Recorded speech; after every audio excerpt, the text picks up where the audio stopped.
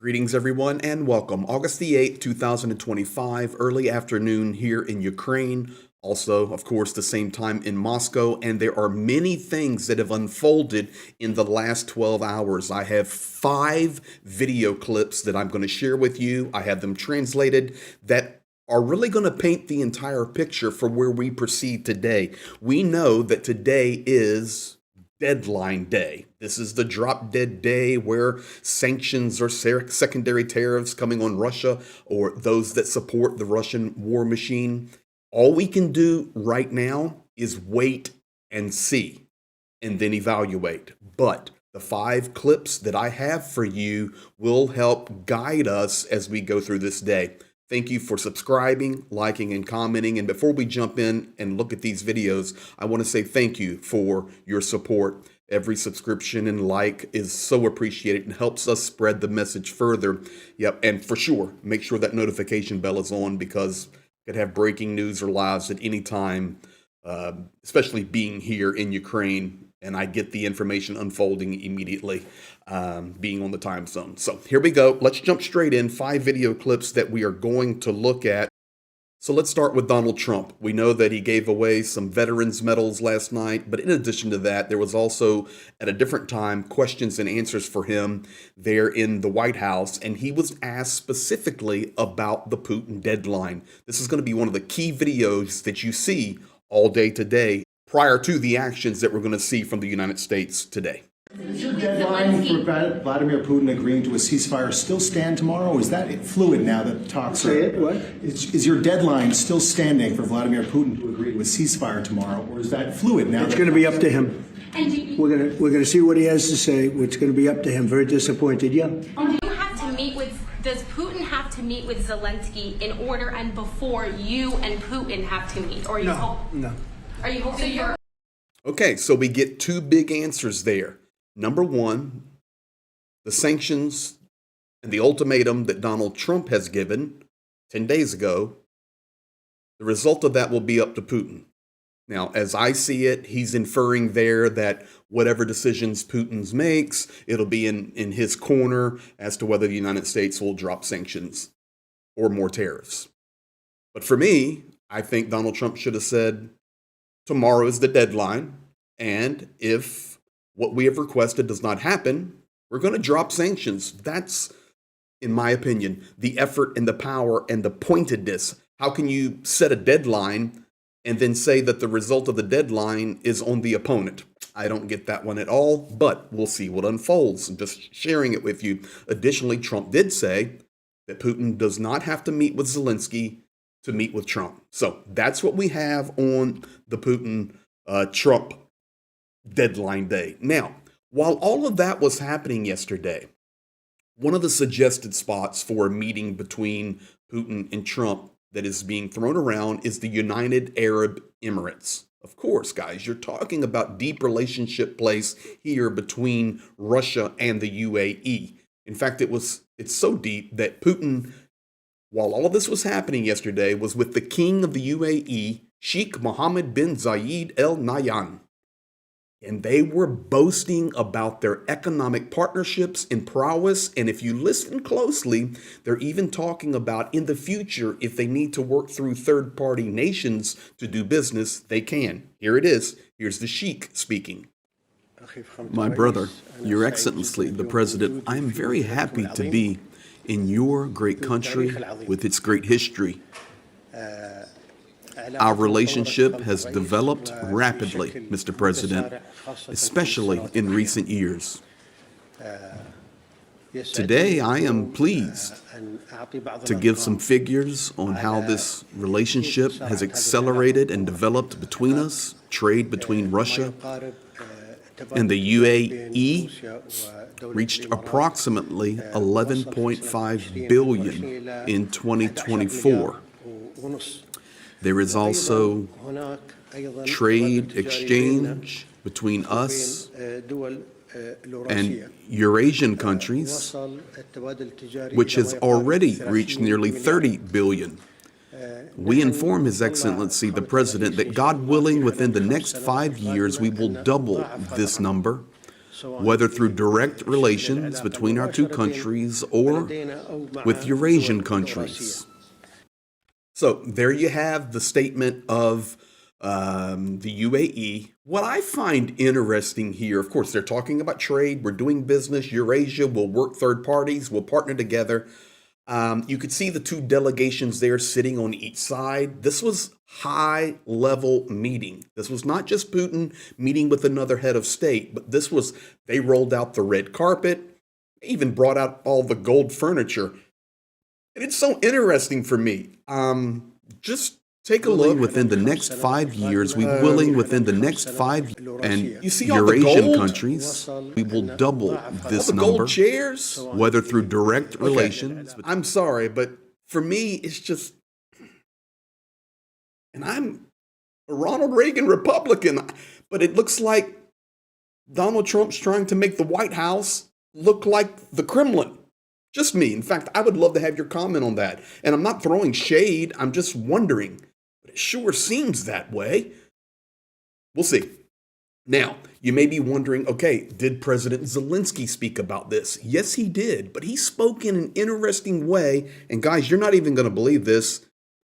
He actually spoke things that Viktor Orban spoke about, like almost some agreement between Zelensky and Orban on the status of Europe in upcoming negotiations or summits about the war in Ukraine. Very interesting. Here's Zelensky.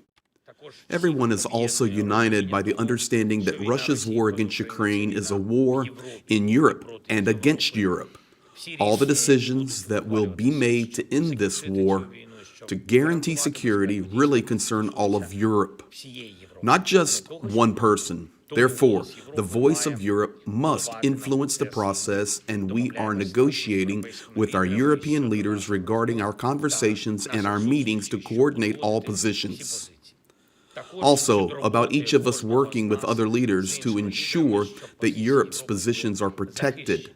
We are planning some meetings on the continent. Third, of course, everyone knows for sure that key decisions in Russia are made by one person, and that this person is afraid of sanctions from the United States of America.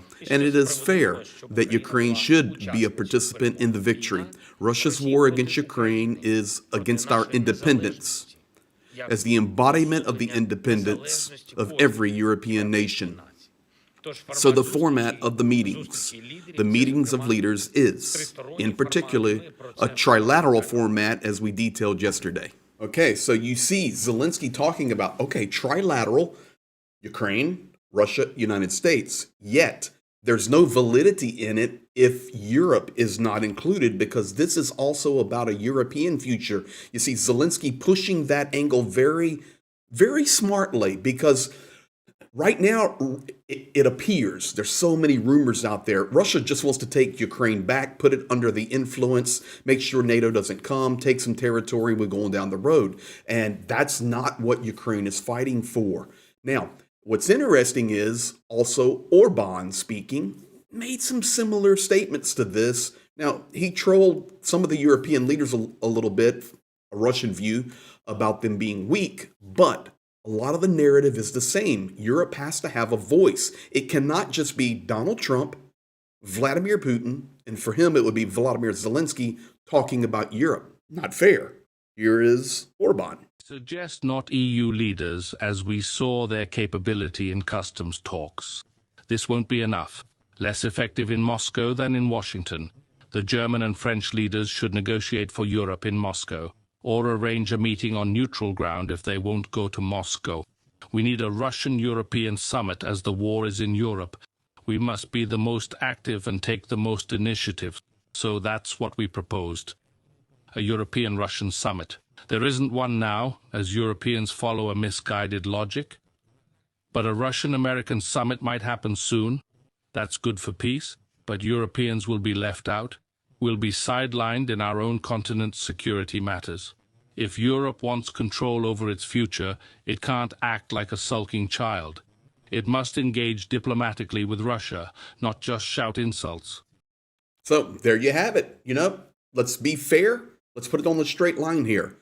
Orban, of course, very pro-Russian in most of his viewpoints and stances, but a lot of these statements here are correct. And I appreciate him saying the war, he said, is happening in Europe.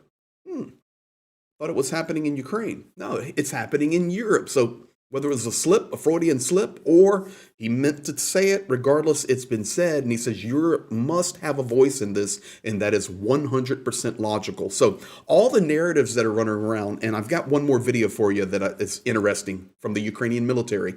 All these narratives running around, what it shows us is this is extremely complicated.